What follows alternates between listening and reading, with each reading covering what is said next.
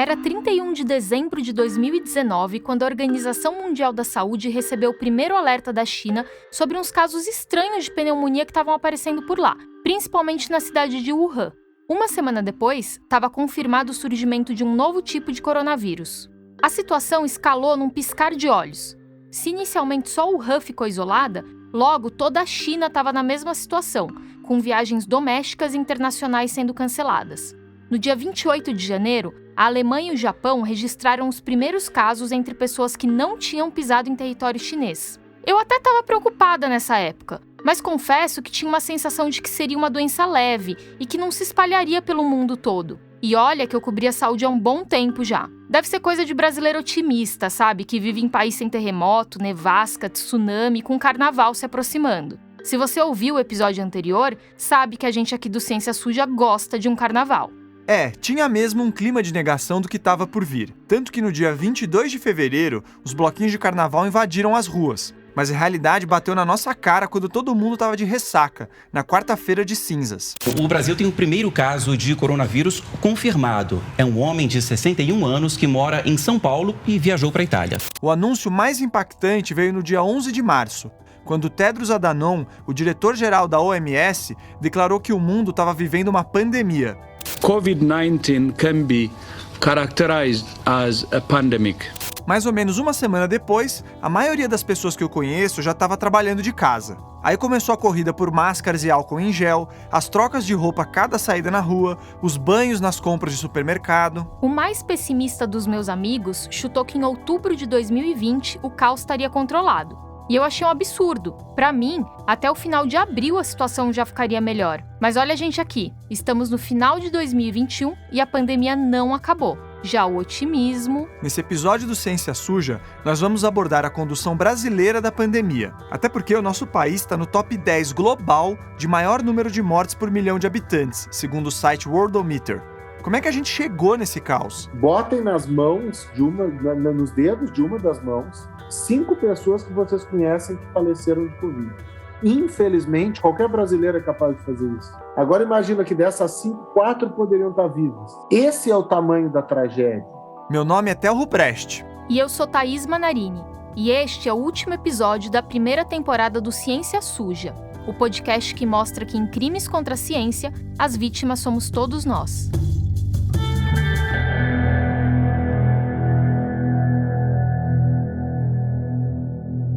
Desde o início da produção do Ciência Suja, no fim do ano passado, a nossa ideia era fechar a temporada com um episódio sobre a pandemia. A gente queria fazer uma espécie de retrospectiva do que aconteceu até aqui. 2020. Que ano foi esse que entra para a história como um dos mais assustadores já vividos pela humanidade? Não. Essa é uma retrospectiva diferente. É que enquanto a gente produzia os episódios anteriores, foi ficando impossível não traçar um paralelo entre todas aquelas histórias e a pandemia. Sabe a pergunta que o Theo fez agora há pouco? Como é que a gente chegou nesse caos? Então, tudo que a gente veio descobrindo na primeira temporada do Ciência Suja ajuda a entender esse trajeto. Mas se você ainda não ouviu os outros episódios, não tem problema. A gente vai resgatar os assuntos, dessa vez com esse olhar voltado para a bagunça que o Brasil virou durante a pandemia. Você termina aqui e depois maratona os outros. Vamos lá então. Pensa na fosfetanolamina sintética, a tal pílula do câncer do nosso primeiro episódio. Eu duvido que quem acompanhou aquela história não tenha feito uma comparação com a cloroquina e o seu uso na pandemia. Olha, são coisas diferentes, né? Mas elas têm algo em comum, que é assim, o uso de terapias sem comprovação científica no nosso sistema público de saúde. A fosfetanolamina não chegou a entrar, por exemplo, a ser distribuída no nosso sistema público de saúde, pelo menos até onde eu sei. Mas acontece que ela chegou, por exemplo, a ser, inclusive, recomendada por várias instituições médicas. Ela foi referendada pela nossa presidente, né? Esse aí é o professor Luiz Carlos Dias, em uma entrevista que ele deu pra gente pro primeiro episódio do podcast. O Luiz Carlos trabalha no Instituto de Química da Universidade Estadual de Campinas, em São Paulo, e ficou com a missão de desvendar o que de fato tinha dentro da pílula do câncer, que foi alardeada como cura para todos os tipos de tumores. A tal fosfetanolamina sintética nasceu dentro da USP de São Carlos. Quem colocou a fosfo no mapa foi um professor chamado Gilberto Chierici, que morreu em 2019. Ele começou a distribuir a substância no meio da década de 90, lá dentro da USP de São Carlos mesmo. Detalhe, a produção era tão tosca que tinha um técnico que fumava enquanto preparava a fosfo. E claro que nunca teve um único estudo em humanos comprovando que ela realmente combatia o câncer. Quando a universidade proibiu a distribuição da pílula, várias pessoas entraram com processos judiciais para ter acesso a fósforo. E muitos juízes aceitavam o pedido, o que escancarava um desconhecimento no sistema judiciário sobre o método científico. Para piorar, políticos começaram a se aproveitar do clamor social para ganhar palanque. Eles também pediam a liberação da pílula.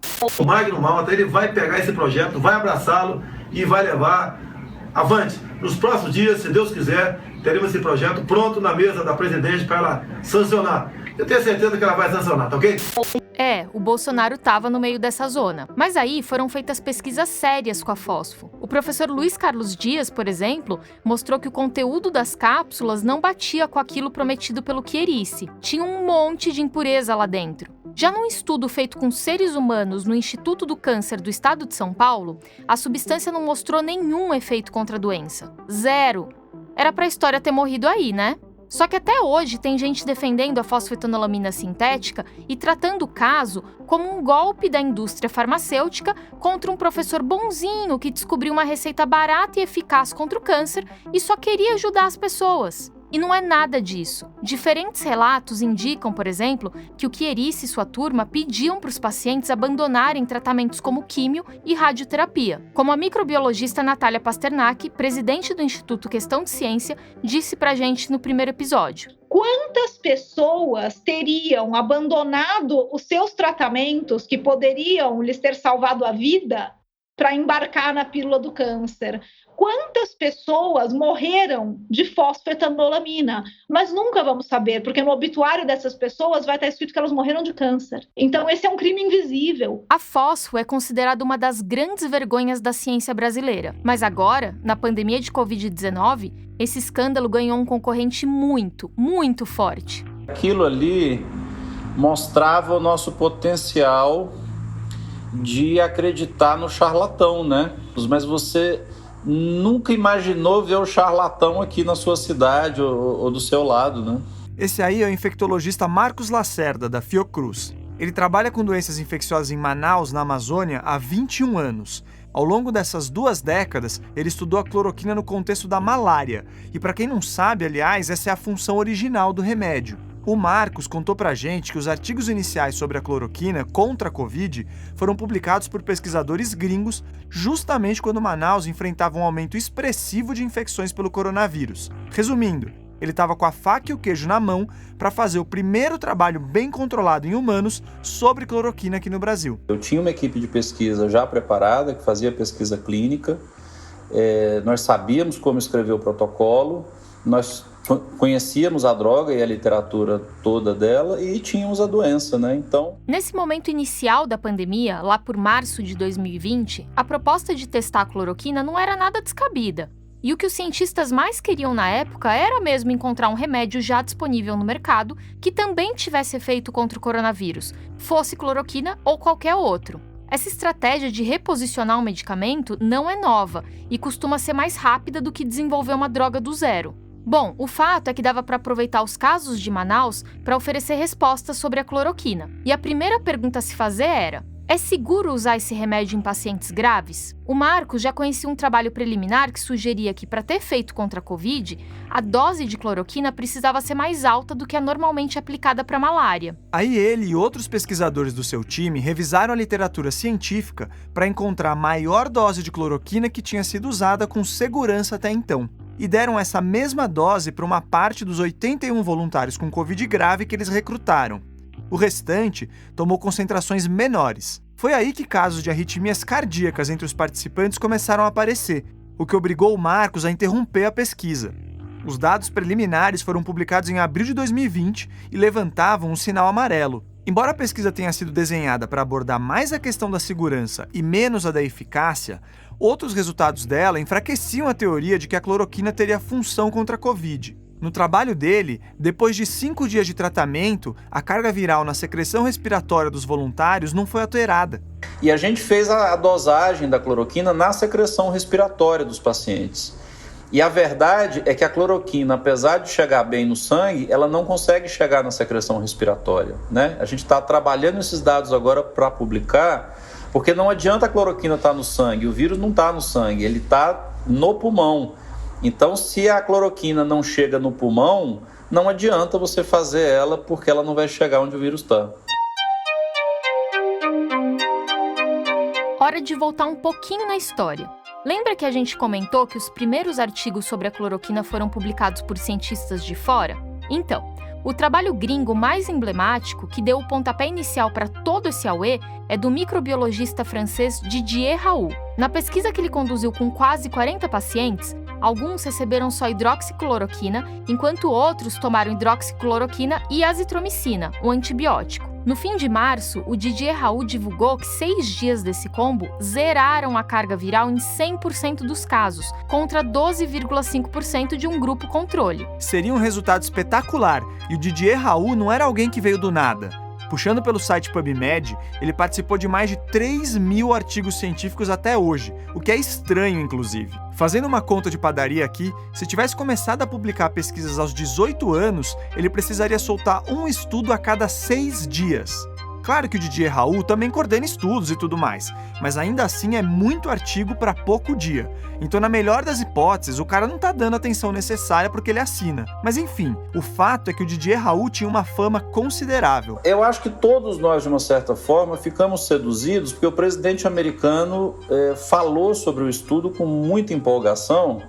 E eu acho que a tendência natural da gente foi imaginar o seguinte: bom, esse sujeito que é o presidente da maior economia do mundo, deve ter alguma informação privilegiada que a gente não tem, né? Ele deve ter visto além daquele estudo. As palavras do Didier Raoult e o pronunciamento do Donald Trump fisgaram muita gente.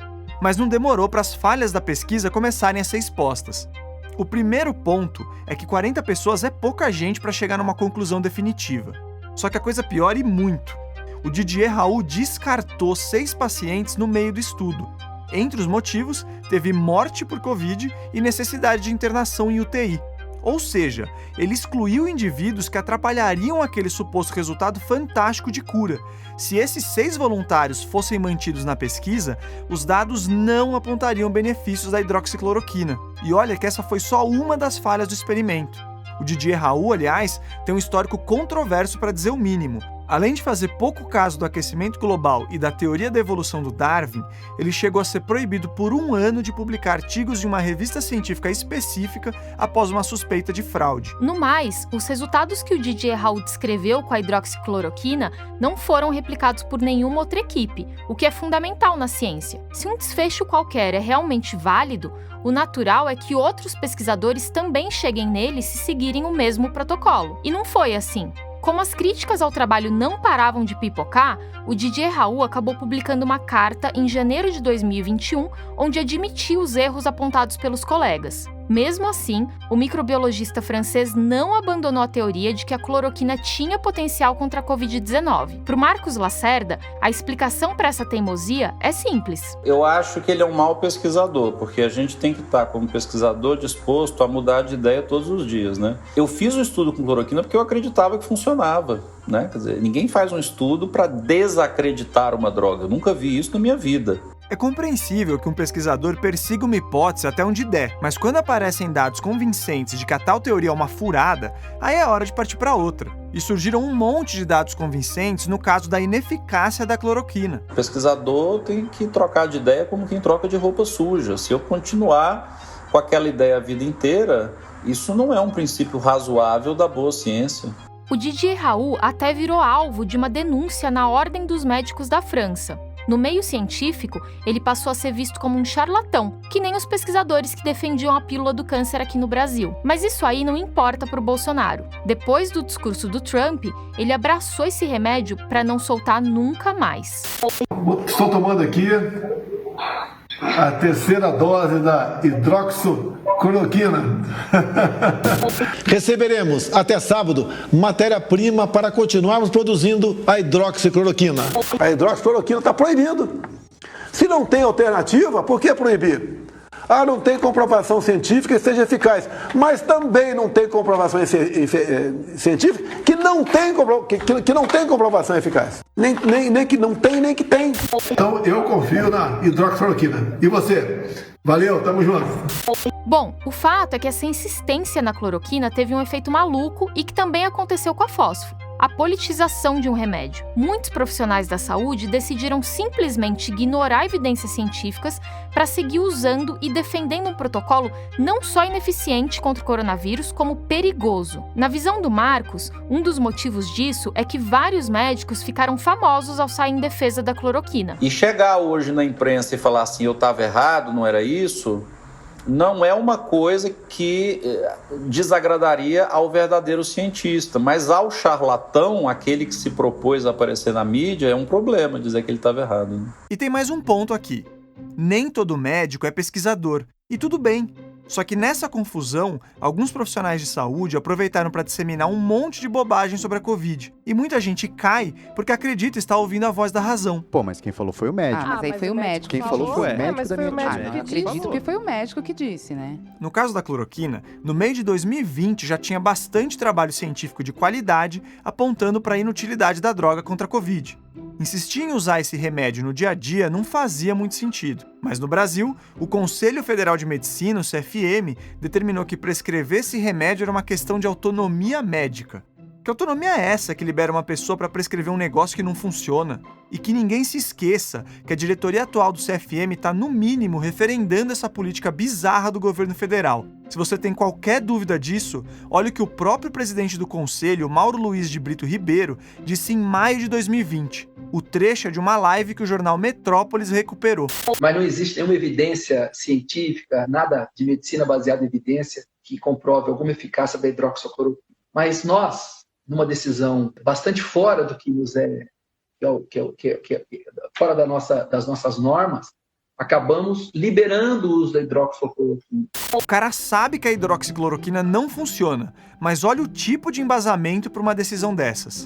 Nós não vamos conseguir recuperar o dano da época do governo da presidente Dilma e do ministro Alexandre Padilha. E o presidente Bolsonaro já nos recebeu 5 vezes no Palácio do Planalto, desde que ele assumiu o governo. Ele nunca falou, isso aqui eu não posso atender. E aí, as coisas ficam muito mais fáceis. Porque quando existe diálogo, antes que as normas sejam postas, você tem a oportunidade de consensuar aquilo que vai ser proposto. É muito cinismo e toma lá da cá pro meu gosto, viu? E como tudo sempre pode piorar, recentemente a Globo News revelou aquela que provavelmente será lembrada como uma das histórias mais chocantes da pandemia. Um estudo completamente antiético da operadora Prevent Senior com a hidroxicloroquina e outras substâncias. Aquilo ali não devia nem ser chamado de estudo, e sim de experiência macabra. Para começar, qualquer pesquisa só pode ser iniciada no Brasil com a autorização da Comissão Nacional de Ética e Pesquisa, a CONEP. A CONEP deu o aval para a Prevent Senior fazer o estudo em 14 de abril. E apenas 3 dias depois, a operadora já soltou os resultados do trabalho. Agora me diz, como uma pesquisa com centenas de voluntários fica pronta em 3 dias?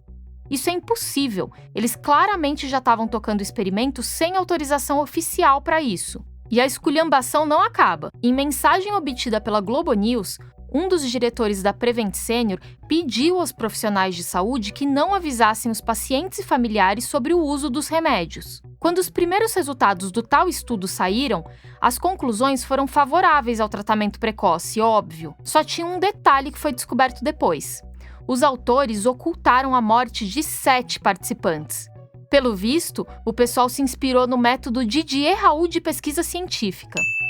Além disso, alguns médicos que trabalham na Prevent Senior se juntaram para denunciar a operadora por obrigá-los a prescrever o kit Covid, composto por itens como a hidroxicloroquina. O médico que não recomendasse o kit sofria retaliações. Cadê a autonomia médica aqui? Toda a defesa da construção da narrativa foi: o médico, estando individualmente com o paciente, ele tem o direito de, se achar que é bom para aquele paciente, prescrever um medicamento. O que está sendo revelado não tem nada a ver com isso. Não é a decisão, a autonomia médica de prescrever, ao contrário, é quebra da autonomia médica obrigar a prescrever. Agora você está ouvindo Pedro Alau, um epidemiologista da Universidade Federal de Pelotas. Ele foi reitor de lá entre 2017 e 2020 e hoje está fazendo parte do pós-doutorado nos Estados Unidos. Quando o coronavírus chegou ao Brasil no ano passado, entre fevereiro e março, o Alau e seu time desenharam uma pesquisa para monitorar a evolução da pandemia no Rio Grande do Sul. Era o estudo EpiCovid. Aí o Ministério da Saúde, ainda chefiado pelo Luiz Henrique Mandetta, convidou o Alau para fazer esse mesmo protocolo em âmbito nacional. Ele topou e começou a tocar o projeto. Esse trabalho foi um dos primeiros do mundo a mostrar que criança pega Covid tanto quanto adulto, ainda que de forma mais leve. E também revelou a magnitude de um sintoma bem marcante da doença, a perda de olfato e paladar. Depois, o EpiCovid mostrou abismais diferenças socioeconômicas e étnico-raciais na distribuição da Covid no Brasil. Então, as pessoas mais pobres, as pessoas negras, tanto pretas quanto pardas, e os povos indígenas com risco bem maior de infecção do que os seus pares, as pessoas brancas, e as pessoas pobres com risco dobro de infecção em comparação com as pessoas ricas. Só que essas informações aí, pelo visto, não agradaram o Ministério da Saúde, então já sob o comando do general Pazuello. Segundo o Alau, em reuniões feitas antes de uma coletiva de imprensa, o desconforto do alto escalão era nítido com esse fato de que indígenas e outras populações vulneráveis sofriam mais com a Covid. O Alau até rebateu. Ele explicou que pesquisa é assim mesmo, você encontra um dado e relata. E aí chegou o dia da apresentação dessa fase da pesquisa para a imprensa. Quando eu cheguei lá, já devidamente trajado, de terno, aquela coisa toda, faltando 15 minutos para começar a coletiva, eu fui informado pelo assessor de comunicação do Ministério de que o slide que mostrava o maior risco entre as pessoas indígenas havia sido retirado da minha apresentação. Mesmo sem o slide, o Alau apresentou os resultados e nos dias seguintes ele fez questão de divulgar a informação censurada na mídia nacional e internacional. Então agora vamos juntar alguns fatos e calma que o raciocínio vai voltar para o Alau e para o impacto do coronavírus em grupos mais vulneráveis. Vamos lá! No início da pandemia, houve uma discussão quente sobre a validade da quarentena. O Bolsonaro sempre foi contra, com a alegação oficial de que a economia supostamente seria sacrificada. Mas a maioria dos governadores impôs, em maior ou menor grau, medidas para restringir a circulação, como o fechamento de parte do comércio não essencial. No meio do impasse, surge a cloroquina, logo alçada ao posto de salvadora da pátria. E como as evidências sérias começavam a mostrar a falta de eficácia da droga, surgiu um papo assim: poxa, mas que mal tem? Se a cloroquina não ajudar, também não vai atrapalhar. Não poderia haver maior engano do que esse. Primeiro, porque ela pode afetar o coração. Em segundo lugar, tem esse efeito aqui, ó. Que as pessoas se achavam tratadas, achavam que se elas tomassem a cloroquina, elas não precisavam usar máscara, elas não precisavam se cuidar, elas não precisavam cumprir o distanciamento social, e que se elas ficassem doentes, tudo bem, porque aqui a cura milagrosa tem a cloroquina, tem a ivermectina, tem a nitazoxanida, então tudo bem se eu ficar doente. Essa é a Natália Pasternak de novo, mas agora em uma live que fizemos nas redes sociais para marcar a nossa estreia. E é bem isso mesmo. Assim como a pílula do câncer afastou muitos pacientes de tratamentos de verdade, a cloroquina e todo o kit Covid, na verdade, fez muita gente menosprezar o coronavírus. Ué, se tem tratamento, não tem pra que ficar preso em casa, né? Melhor sair pra rua e salvar a economia. Essa fixação com a economia, e que aliás nem faz muito sentido porque países que tomaram medidas adequadas contra a pandemia se recuperaram mais rápido, explica por que o governo também apostou por um bom tempo na estratégia da imunidade de rebanho natural. A ideia aqui era expor boa parte da população para rolar uma infecção generalizada mesmo. Isso faria com que quase todo mundo desenvolvesse uma defesa natural e aí o vírus pararia de circular, sem necessidade de vacina. Só que apostar nessa estratégia era aceitar a morte de milhões de cidadãos logo de cara, até por causa da sobrecarga no sistema de saúde. E isso sem saber se esse método funcionaria. Como a gente viu depois, os casos de reinfecção se tornaram relativamente comuns com as variantes. Então não funcionaria. E aqui a gente finalmente volta para a pesquisa do Alau, que mostrava que quem tinha maior suscetibilidade de pegar Covid-19 eram os pobres, os pretos e os indígenas. Junto com os idosos e as pessoas com comorbidades, eles seriam o grupo que mais morreria se as autoridades mantivessem tudo aberto e deixassem o coronavírus comer solto. Ou seja, a tal imunidade de rebanho seria conquistada principalmente às custas de pessoas ainda consideradas por muita gente como de segunda classe. Isso chama eugenia, como disse o médico Arnaldo Lichtenstein no Jornal da Cultura em 11 de maio de 2020. As pessoas que vão morrer, muitas, são os idosos. Aí tem a fala, mas já ia morrer mesmo. Ou as pessoas que já têm doença, já estavam doentes, e vão ficar os jovens e atletas. Isso chama eugenia. A gente usou essa mesma fala no segundo episódio do podcast, que abordou justamente a eugenia. Essa ciência torta, nascida no século XIX, defendia que existiam homens e mulheres com características superiores e que a sociedade devia dar todas as condições para que eles prevalecessem e gerassem descendentes. Coincidentemente, esse distinto grupo vinha a ser branco e europeu. O pai da eugenia é o britânico Francis Galton, primo de ninguém menos do que o Charles Darwin, famoso por seus estudos sobre evolução. No começo, o Galton abraçava uma eugenia que ficou conhecida como positiva, mas de positiva não tinha nada.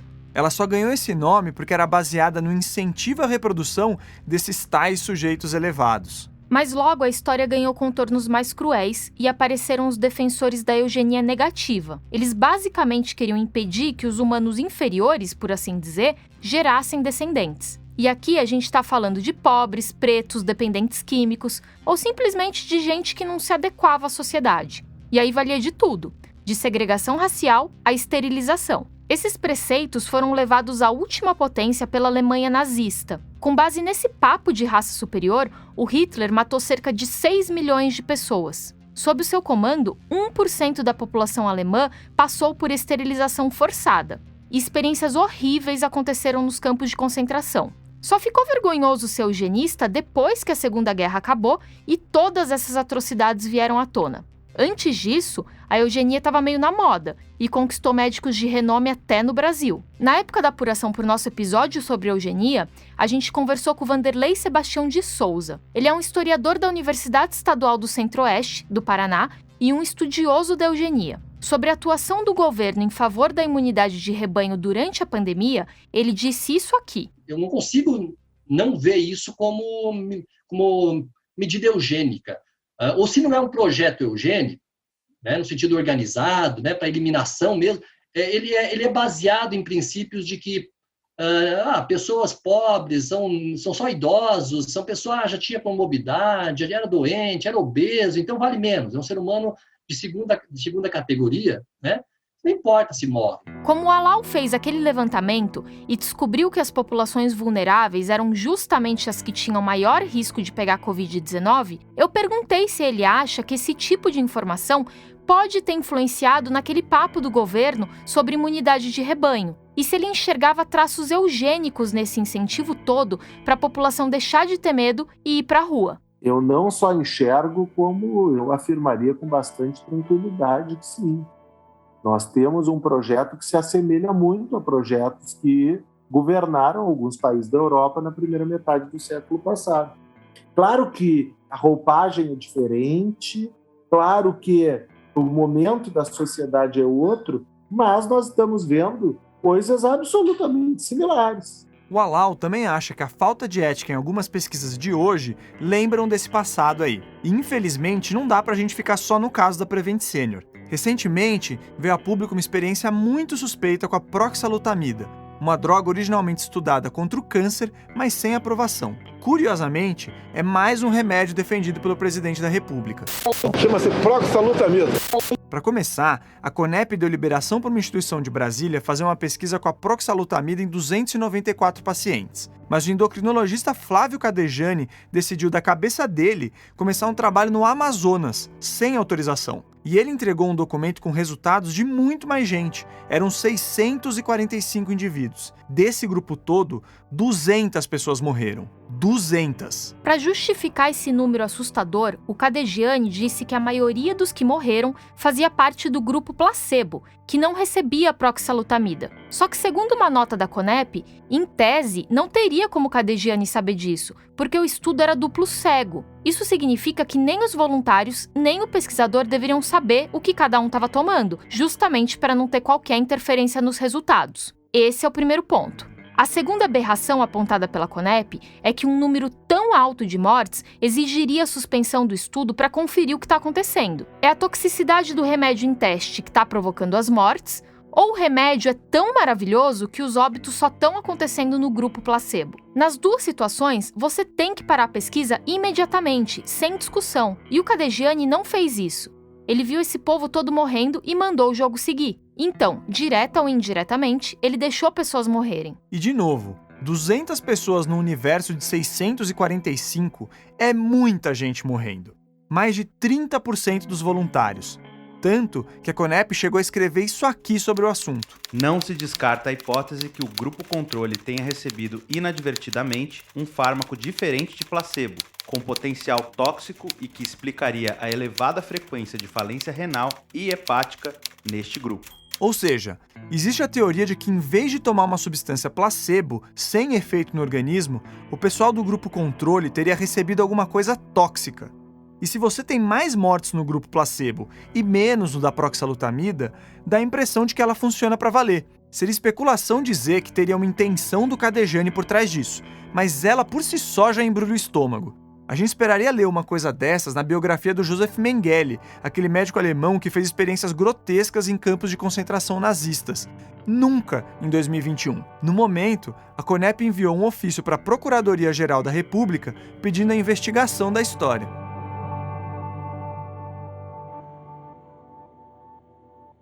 Antes de entrar no caso da proxalutamida, a gente estava falando do fato de algumas pessoas terem maior risco de morrer de Covid. Desde o início da pandemia, o termo para definir essa parcela da população inclusive caiu na boca do povo: grupo de risco. Ele basicamente era formado por idosos e indivíduos com problemas como diabetes, hipertensão e obesidade. Esse conceito está longe de ser novo. Ele foi usado a exaustão na epidemia de HIV, que foi o tema do nosso 4º episódio. Só que lá pela década de 80, quando a AIDS foi descrita oficialmente, a expressão grupo de risco teve um efeito mais nocivo e preconceituoso. O tal grupo de risco para a AIDS naqueles tempos era formado eminentemente por homens gays, porque a doença foi identificada primeiro neles.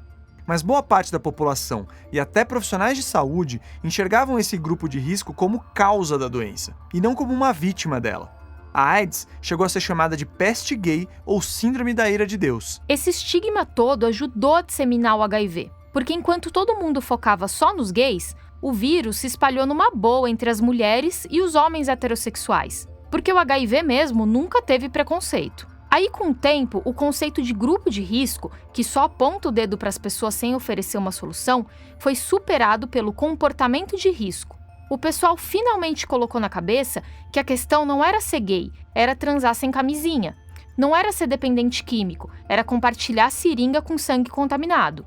Mas essa história de comportamento de risco também tem suas limitações, porque olha muito para o indivíduo. Aí veio o conceito mais acertado para determinar o impacto de uma doença em dada população, que é o de vulnerabilidade. Ele é mais amplo e leva em conta muitos outros fatores para ver o real risco de adoecer e morrer daquilo. Por exemplo, as condições socioeconômicas do país, a educação, as políticas públicas de saúde. Na pandemia, a questão da vulnerabilidade ficou explícita em várias pesquisas. Lembra que pretos e pobres morrem mais de Covid-19? O infectologista Caio Rosenthal, do Hospital do Servidor Público Estadual em São Paulo, que acompanhou a epidemia de AIDS desde o comecinho, resume bem a ópera. A desigualdade social que existe aqui no Brasil, que faz esse elo de ligação de Covid com AIDS.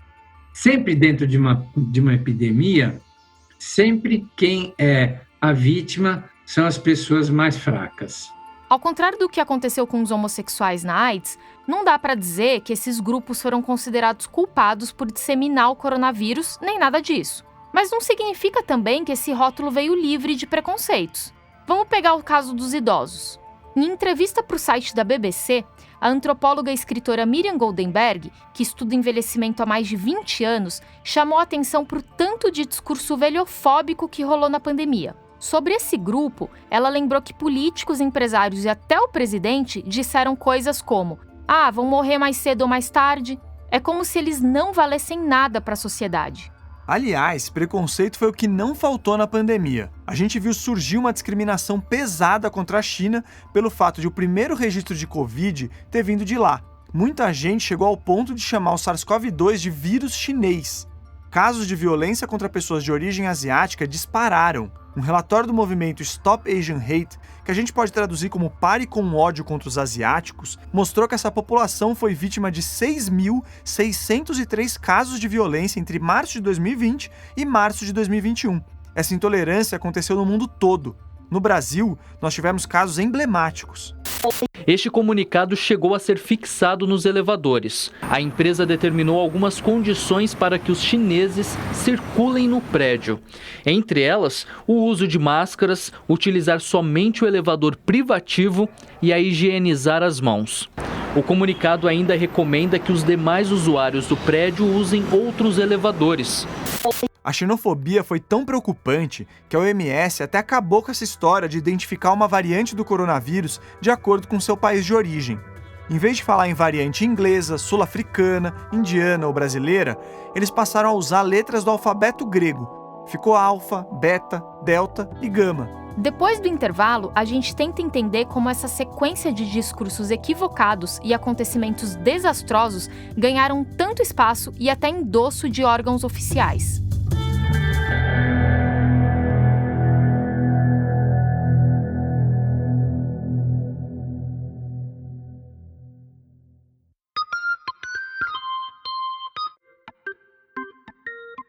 O Ciência Suja é apoiado pelo Instituto Serrapilheira, que fomenta pesquisas e projetos de divulgação científica pelo Brasil. Assine a gente no seu tocador de podcasts favorito e espalhe a palavra do Ciência Suja. A gente vai precisar muito dessa ajuda de vocês para botar uma segunda temporada de pé. E agora, o pessoal do podcast Datalábia, que é muito bom, tem um recado para você. Complexo da Maré 2021. Já faltou água na sua casa? Tu mora perto de algum valão? Já viu criança brincando no lixão?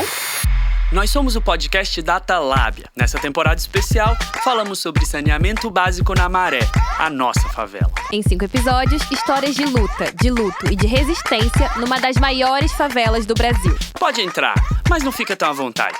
A gente precisa incomodar. O Datalábia tá no ar.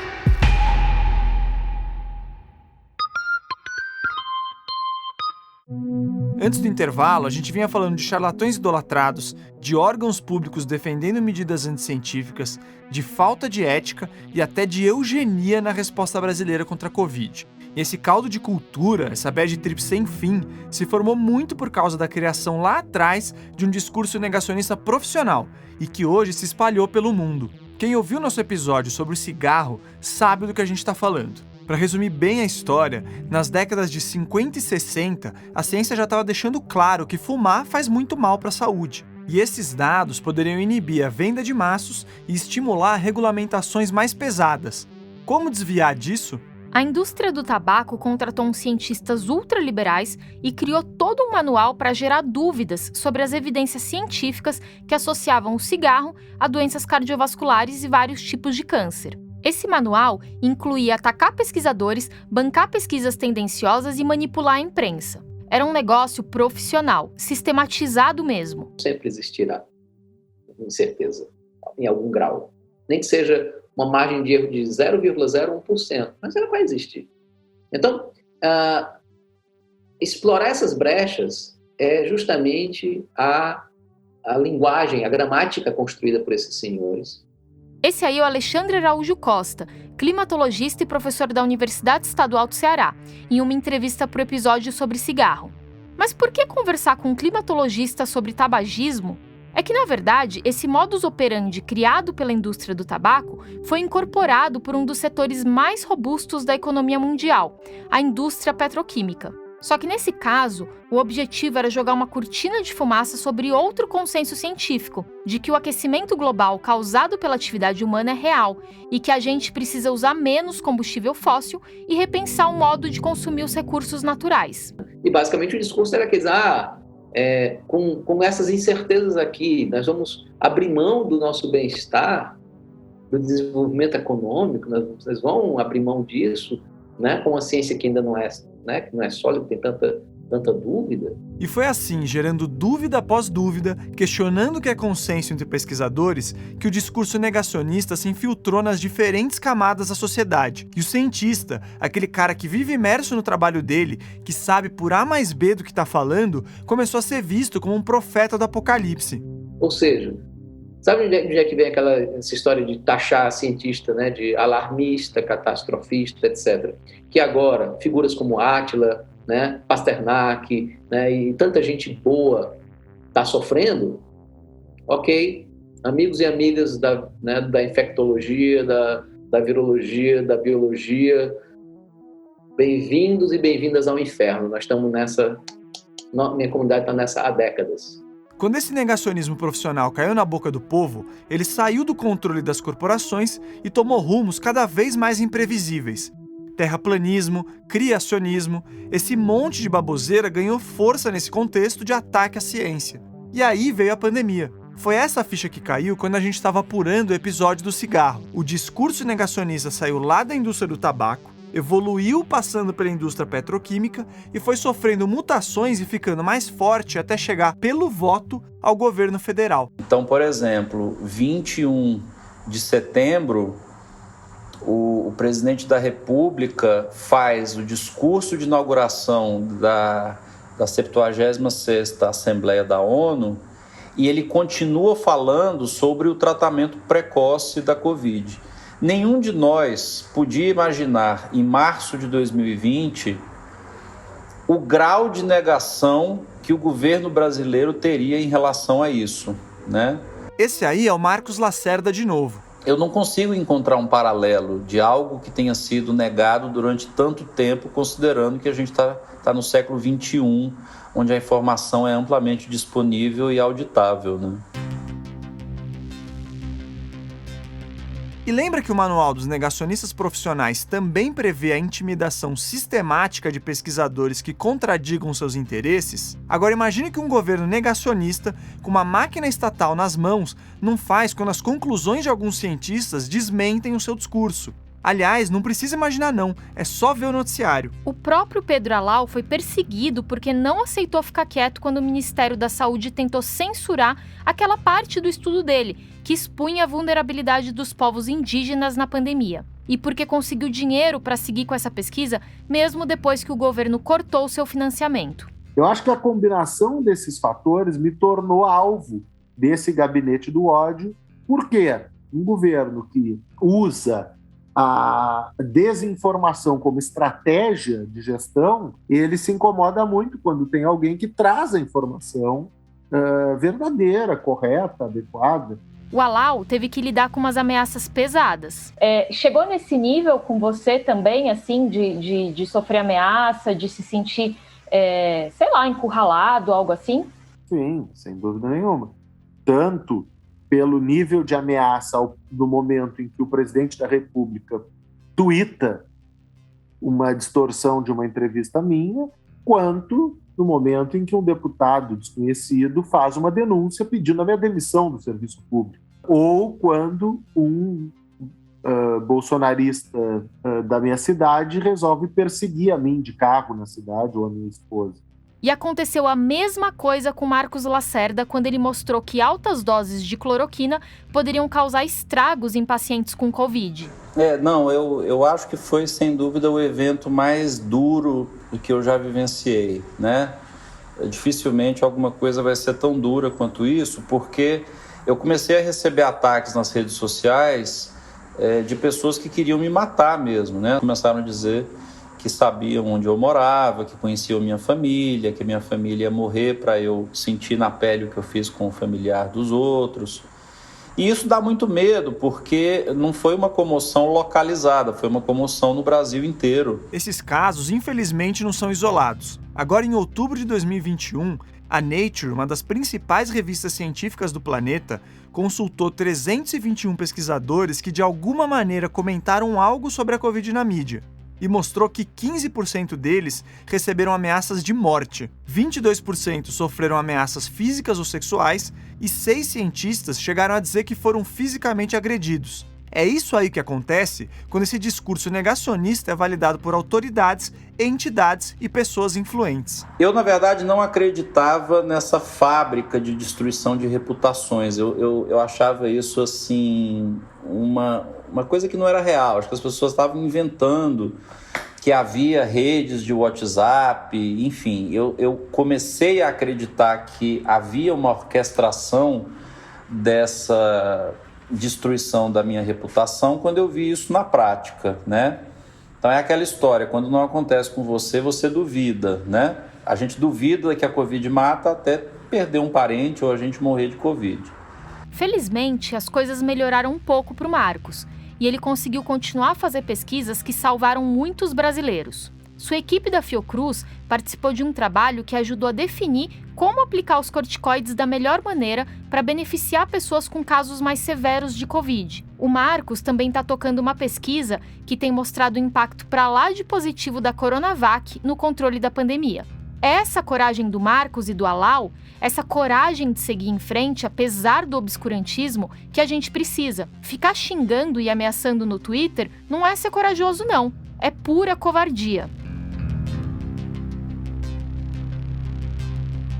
Cada vez mais o governo vai mostrando que o desprezo à ciência é um projeto mesmo. No início de outubro de 2021, o orçamento do Ministério de Ciência e Tecnologia teve um corte de 92% de sua verba, 600 milhões de reais. A medida pegou de surpresa até o ministro responsável pela pasta, o astronauta Marcos Pontes. O que mais me dói é ter visto um governo que se recusou a enxergar antecipadamente o que iria acontecer. Porque o mais próximo de uma bola de cristal que a gente tem hoje no mundo é o cientista. O cientista consegue definir parâmetros, padrões e prever com alguma certeza o que vai acontecer. Realmente não dá muito para entender porque alguém desprezaria algo tão valioso quanto uma espécie de bola de cristal, como disse o Marcos Lacerda.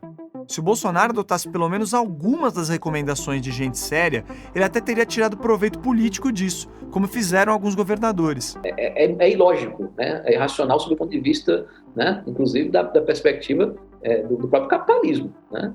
Mesmo que você pense mais no lucro do que nas vidas, o tipo de comportamento do desgoverno brasileiro é irracional. Esse aí é o Alexandre de novo. E pode até parecer irracional pra gente, mas faz sentido dentro da lógica de geração de caos que os representantes desse governo sempre seguiram, mesmo antes de chegar ao poder. Se por um lado isso gera repulso e indignação, por outro, o Bolsonaro mobiliza suas bases de apoio e favorece interesses que não parecem tão óbvios à primeira vista. E é isso que a gente discutiu no nosso 5º episódio sobre o movimento antivacina. O maior exemplo moderno é o caso do Andrew Wakefield, um médico britânico que publicou um estudo em 98 associando a vacina tríplice viral, que protege do sarampo, cachumba e rubéola, ao autismo em crianças. Só que o estudo estava recheado de fraudes e só serviu para deixar o Wakefield milionário por causa de um acordo secreto que ele tinha feito com um advogado que queria processar produtores de vacinas. No Brasil, uma das pessoas que mais critica as vacinas é a Maria Emília Gadelha Serra, que se descreve no Instagram como uma médica detetive hardcore com sangue viking. É verdade, sério. A gente tem até print disso. Eu fui treinada numa metodologia da medicina alemã, né, que é uma espécie de sessão detetive. Ela entrou nessa história depois que alguns adolescentes no Acre, que tomaram a vacina do HPV, começaram a desmaiar ou sofrer convulsões. Só que não era a vacina o problema, e isso ficou comprovado. O que aconteceu é que um jovem passou mal por medo, coisa que a ciência sabe que é possível mesmo, e aí os outros ficaram sugestionados. É o que os cientistas chamam de reação psicogênica em massa. Mas para Maria Emília, a culpa era das vacinas. E claro que ela tinha uma solução para amenizar esses supostos efeitos colaterais: a ozonioterapia. Coincidentemente, quem diria, ela não só aplica o método, como é presidente da Sociedade Brasileira de Ozonioterapia Médica. A Maria Emília vive falando que esse tratamento é um santo remédio para diversas doenças. No site Ozonizados do Brasil, do qual ela faz parte, é dito que o método trata de autismo a câncer. Só que a ozonioterapia não tem comprovação científica para nada. Agora, na pandemia, a nossa médica viking resolveu atacar as vacinas contra a Covid e dizer que os pacientes deviam mesmo usar a ozonioterapia. Em uma reportagem da Globo News, dá para ver o nome da Maria Emília e um prontuário do médico negacionista Anthony Wong, que teria recebido 20 aplicações retais de ozonoterapia antes de morrer de Covid, apesar de a Prevent Senior ter ocultado esse fato. Se depender dessa senhora, o movimento antivacina por aqui deslancha. Até porque aí ela teria mais espaço para ficar vendendo supostos milagres que nem a ozonioterapia. Tá reparando que não é só irracionalidade? E é disso que o psiquiatra José Galute Neto tem medo. Ele foi um dos responsáveis por investigar as reações psicogênicas no Acre e falou com a gente por nosso episódio sobre o movimento antivacina.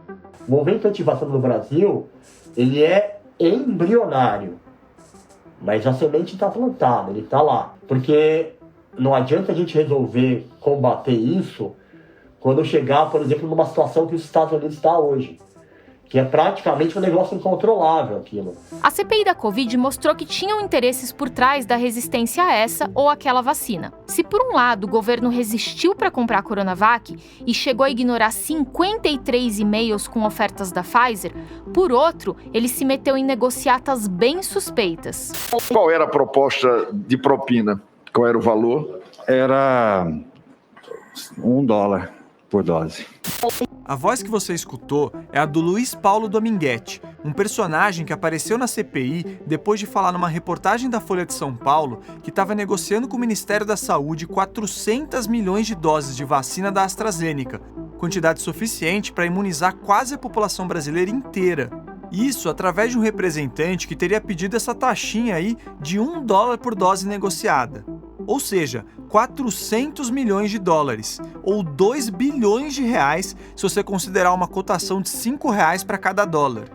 O Dominguete é um policial militar de Minas Gerais que se disse associado a uma empresa que nem licença tem para vender vacina da AstraZeneca. O cara tem 37 processos nas costas, um deles movido pela ex-mulher, que diz que o Dominguete financiou um carro no nome dela, não pagou as parcelas e ainda tomou um monte de multas.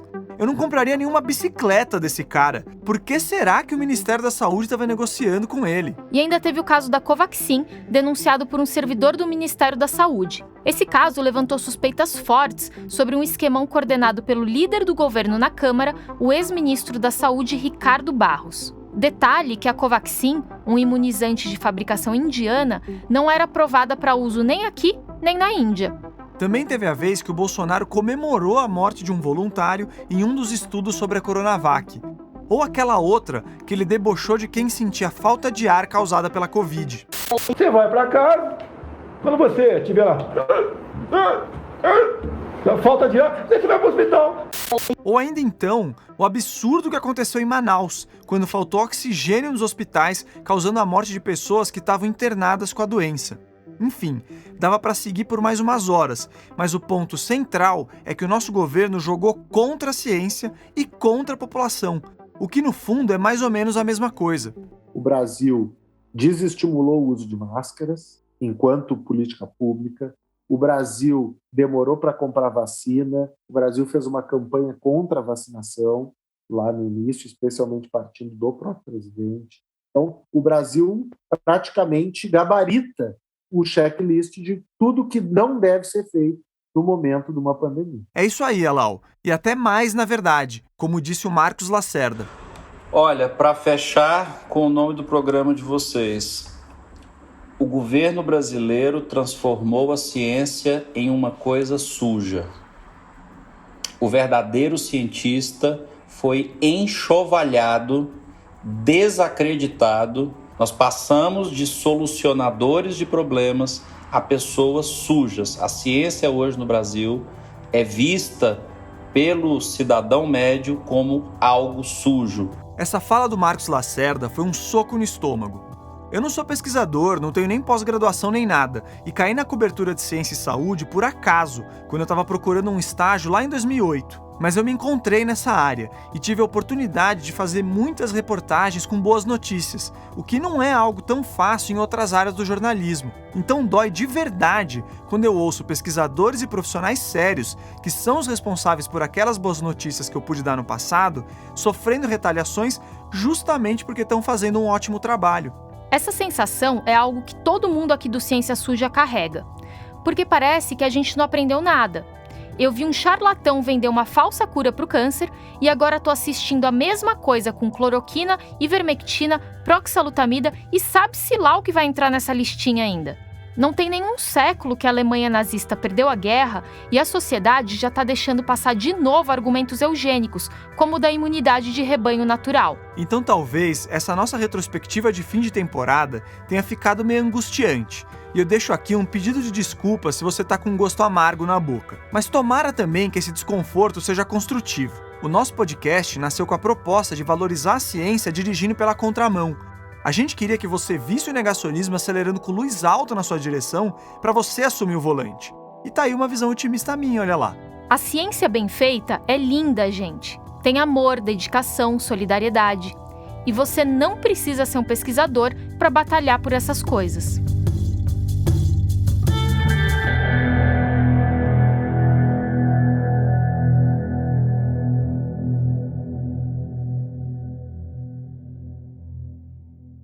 É isso, pessoal. Fim da primeira temporada.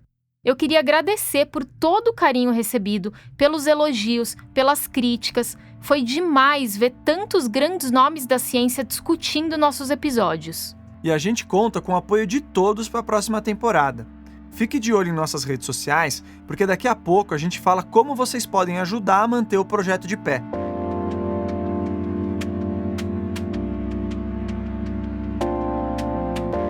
O Ciência Suja é apresentado por mim, Thaís Manarini, e pelo Theo Rupreste.